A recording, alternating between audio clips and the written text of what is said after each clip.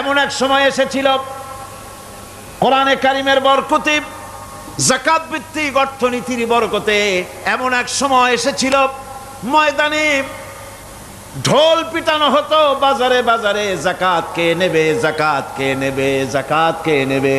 একজন মানুষও খুঁজে পাওয়া যায় নাই যে বলবে যাকাত আমার দরকার। গল্প করলাম? এটা কি গল্প? এটা বাস্তব।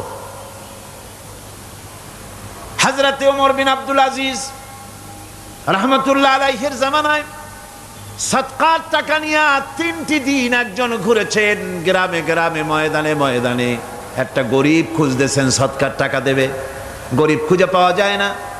ক্লান্ত শ্রান্ত হয়ে মরুদ্যানের ভিতরে আরাম করতেছেন, এমন সেখানে আর একটা লোক আসছে, ধুলা মলিন বড় একটা বস্কা তার সাথে।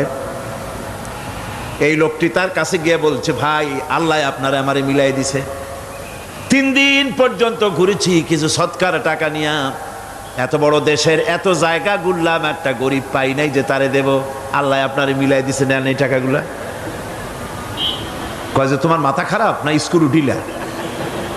তুমি কি মনে করছো আমার এই বস্কার মধ্যে ছেঁড়া খাতা?